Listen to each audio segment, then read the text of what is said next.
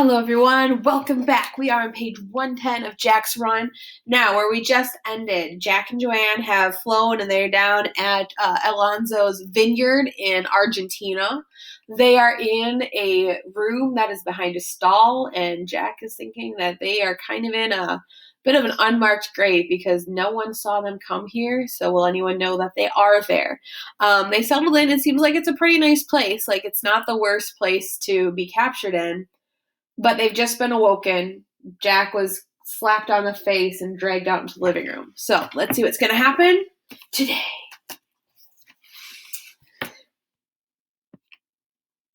So if we start just a little bit later, he fell asleep after eating all of that. So 6 hours later, he was rudely awakened by the light snapping on and a slap in the face. Snake Eyes jerked him to his feet and his hair and had his arm twisted behind his back before his bleary eyes could focus. "You don't need to!" "Shut up!" She tightened the pressure on his arm and hair and marched him into the living room in his underwear. Before this demonstration, Zach was still playing with the idea of trying to overpower her. That didn't seem like a good idea anymore. If he didn't kill her with the first punch, she'd tear him apart. She pushed him onto the sofa next to Joanne and snapped their photo. "I'll be back in 12 hours to take another photo. You better be ready." They watched her stomp through the open doorway, then slammed the door closed. "Are you all right?" Joanne asked. "I guess." Jack hurried into the bedroom and came back with his pants on. "You might have given me some warning." "I would have if she had given me some warning," Joanne said. "She came bursting through the door, told me to stay where I was, and a second later came out of the bedroom with you in hand. This place must be soundproof. I didn't hear a thing until she came through the door." "Soundproof, huh?" Joanne nodded, then her eyes narrowed in suspicion. "What are you thinking?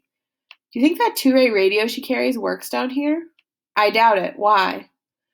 "I don't know," Jack answered vaguely. "Maybe we should start thinking about how to get out of here." "And go where?" Joanne asked, obviously not thrilled with the idea. "Mendoza," Jack said. "We can find someone there to help us." Joanne shook her head. "It's too risky, and like I said earlier, this place isn't so bad. They haven't really hurt us. Yet," Jack said, rubbing his sore arm. 18. Neil and Patricia hurried through the Dallas-Fort Worth terminal and caught a cab nearby to a private airfield.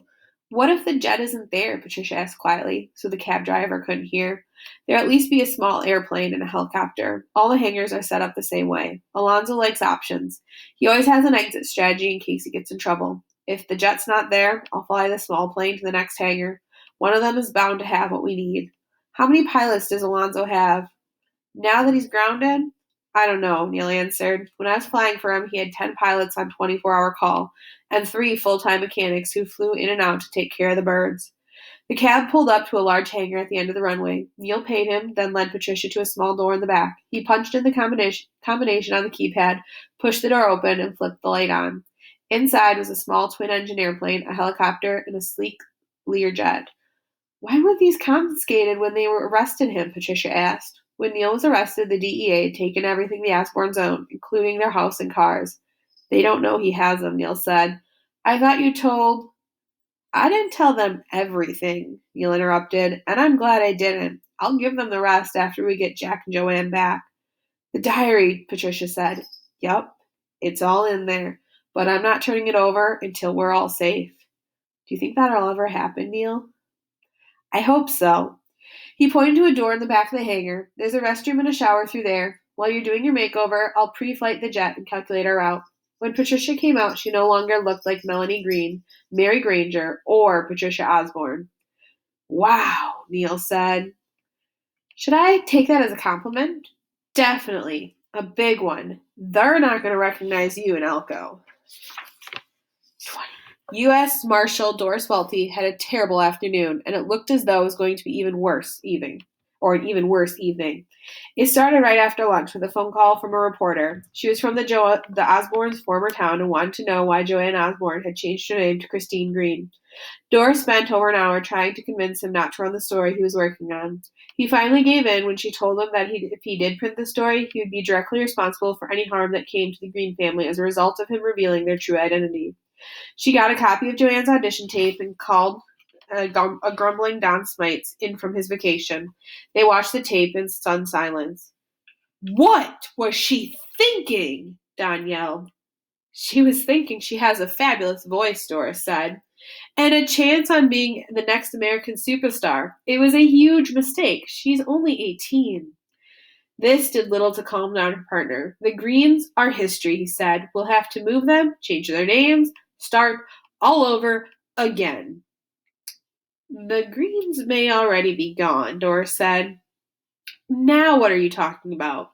Robert's missed the last 3 calls from the computer. Where's his cell? At the house, according to the tracking signal, but no one's answering the house phone either. Don cursed. I sent a local cop to the house about an hour ago, Doris said. He said no one came to the door, but there were lights on in the house and Robert's van was in the driveway. Don sat down and put his face in his hands. I'm afraid there's worse news, Doris said. Don looked up. What? I called the house in LA where the kids are staying and talked to Christine's roommate, Hannah. Told her I was a producer from American Superstar. Turns out that Hannah was sent on a wild goose chase to Vancouver, British Columbia last night. She was supposed to have had some part in a commercial or something up there. Anyways, it was all bogus. No crew, no camera people, no director. She spent the night in the airport sleeping in a chair. When she got back this afternoon, there was a note from Christine saying she and Mac had to leave for some kind of family emergency. Maybe the emergency is that Christine realized she slipped up, Don suggested. Or maybe Alonzo saw the same thing we just saw, Doris said, and his people kidnapped him. If that's the case, Don said, Alonzo moved pretty fast. He started pacing. We better put someone on the roommate in case Alonzo sends someone back there to clean up loose ends. I already talked to the LA office, Doris said. They're staking out the house. Has anyone grilled Alonzo about this? Doris shook her head. I spoke to Agent Pelton over at Drug Enforcement and the prosecutors at Justice. They want to keep a lid on it for the time being. If this isn't Alonzo's work and the Osborns have decided they've had enough and took off on their own, the prosecutors don't want Alonzo and his crooked lawyer to know their star witness has flown the coop. Makes sense, Don said. What's our next move? We need to fly down to Manteo, get inside the house, and see if we can figure out what happened. It could be as simple as the kids got spooked, flew home, and the Greens are on their way to the airport to pick them up, Don said hopefully. In their haste, Robert might have left his phone at the house. Doris looked at him doubtfully. Either way, she said, if they're in Manteo, we still need to get down there and talk to them and figure out what they're going to do about this mess. Chapter 21. Patricia and Neil landed in Elko a little after 6 p.m. and took a cab to the Nevada Hotel, where Sam Sebasto rented a room. They went up to the 3rd floor and knocked on his door. No one answered. He's probably downstairs eating with the other boarders, Patricia said. Neil looked at his watch. I guess we'll have to wait. I don't want to approach him in front of a bunch of people. We might as well eat too, Patricia said. I don't know about you, but I'm hungry. I could eat. The restaurant on the 1st floor of the hotel was crowded as usual, and the Osborns were told it would be 10 or 15 minutes before a table would be available. They waited in the adjacent bar, which is also packed. Patricia recognized a few of the people, but none of them seemed to recognize her. They'd only been in Elko a few months before Alonzo found them, but she was sure the Grangers were the talk of the town for several weeks after they left. The hotel and restaurant were owned and operated by Caitlin Christabel's parents. That's Caitlin, Patricia whispered, pointing to a young girl with long black hair carrying a platter of sizzling meat into the restaurant. She's beautiful, Neil said. I can see why Jack is having a hard time getting over her. Sad look crossed Patricia's face. I think that's the worst thing about this whole situation. Jack and Joanne can't go after their dreams and desires like other kids. The simplest decisions have to be scrutinized and re-scrutinized for potential risk to the family and others. It's not fair. It's worse than that. It's impossible, Neil said, at least for this family. As soon as we get them back, and we will get them back, we're going to become the Osborns again. How? I don't know exactly, but I'm going to have you and the kids looking over I'm not going to have you and the kids looking over your shoulders for the rest of your lives because of my mistakes. One way or another, this is going to stop. Patricia was about to ask him to clarify what he meant when Caitlin's mother walked up and told them that their table was ready. Sam was sitting at the head of the boarders' table in the dining room. Sitting next to him was Smitty. Neil did a double take, then looked at Patricia. I called him, she whispered, nudging Neil towards their table. He took his seat and glanced over at Smitty and Sam, who didn't seem to notice him at all. Who else did you call? He asked quietly. Just Smitty, Patricia answered. He was about to fly a load up to upstate New York when I caught up with him. I guess he canceled that flight and came down here instead. Neil would not have brought Smitty into this mess, but he was glad to see him. Smitty was not only the best SEAL operative he had ever worked with, he was also the best pilot he had ever seen, and qualified to fly the stolen Learjet parked at the Elko Regional Airport. What did Smitty say when you told him? Neil asked. You mean after he stopped swearing? Yeah. He said he was relieved to hear we were in the witness security program. He thought we didn't like him anymore. Neil grinned. Caitlin was their server. When she came to the table, she gave Patricia a curious look as she explained the menu.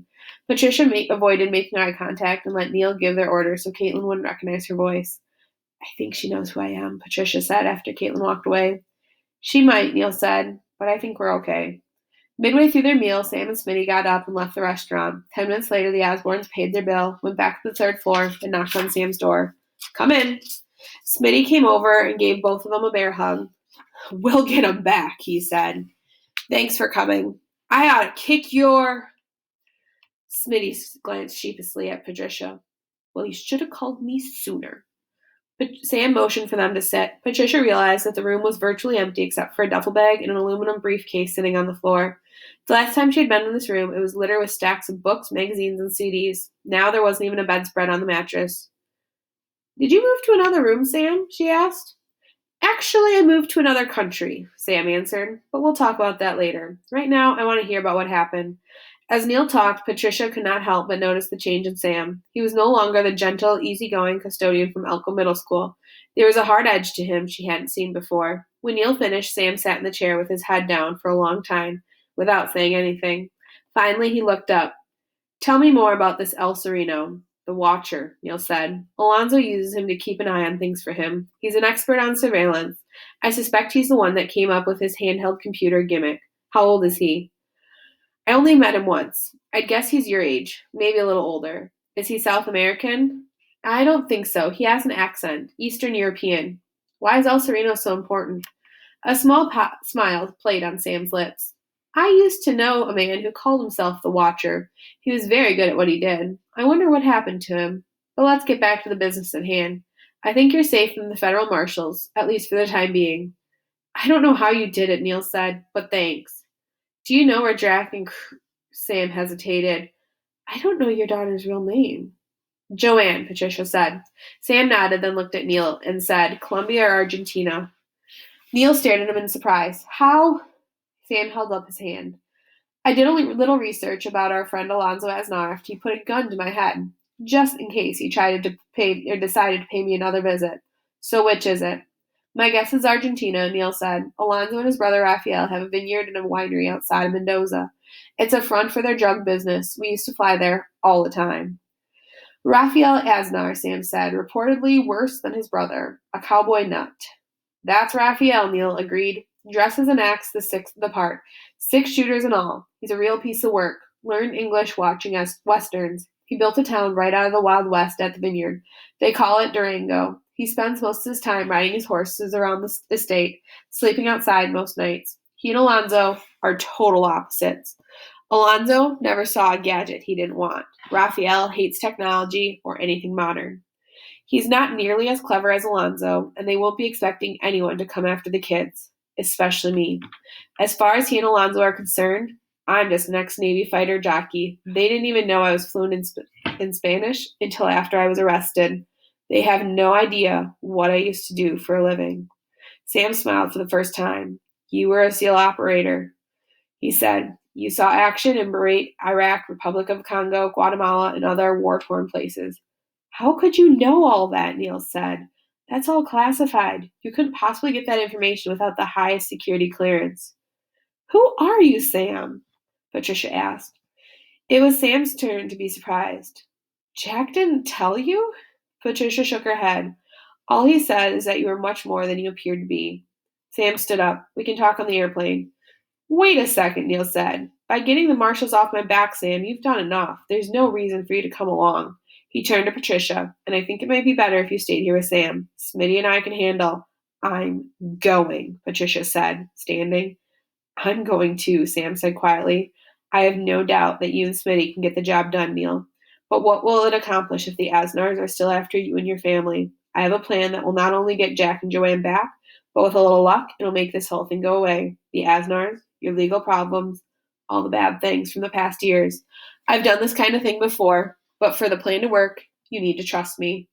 He looked at Smitty, who had been uncharacteristically quiet since they came into the room. What do you think? Smitty shrugged. I've only known Sam for a few hours, but he strikes me as the type of guy who can be trusted. If his plan comes apart, you and I can always clean up the mess. He looked at Sam and grinned. We've done that kind of thing before. Sam returned his grin. Fair enough. He picked up the aluminum briefcase and opened it on the bed. Inside was a laptop computer with what looked like a cell phone, which he took out. You're probably familiar with this. My phone's about to go off. We'll just finish this page, he said. It's a VX Iridium satellite telephone, Smitty said, obviously impressed. The last time I checked, Neil added, the VX was strictly a military piece of hardware. Sam slipped the phone into his pocket without further explanation. He picked up his duffel bag and briefcase, and they were about to leave when there was a knock at the door. It was Caitlin Christabel. I need to speak to Mrs. Granger, she said. Sam turned and looked at Patricia. She gave him a resigned shrug and let her in. Patricia gave her a hug. So you recognize me? Not right away. I actually recognize you, she said, pointing at Neil. You look so much like Zach, or whatever his name is now. His real name's Jack, Neil said. It's good to meet you, Kat. He talks about you a lot. Really? Kat gave him a shy smile. Is he here? Okay, we're finishing this page. No. Patricia came to his rescue. Jack's with his sister. Of course, Kat said, in Los Angeles. I saw her Jack on TV. I thought things were going well for your family if she could go on TV like that. We're still having a few problems, Patricia said, and I need you to do me a favor. Sure, anything. I need for you to keep our visit here a secret. I won't tell anyone, Kat promised, and I don't think anyone in the restaurant recognized you. She pulled something out of her pocket. Jack sent this to me just after he left Elko. In her hand was a small toy astronaut. Commander If, Neil said quietly, Jack's imaginary childhood friend. When Jack was 9 years old, in the hospital with 2 broken legs, Neil had given his son the toy as astronaut. After Jack got out, he carried the figure with him everywhere he went. I haven't seen this in years. I wondered if Jack still had it. Kat looked at him for a moment, then said, I know you aren't telling me everything. You probably can't.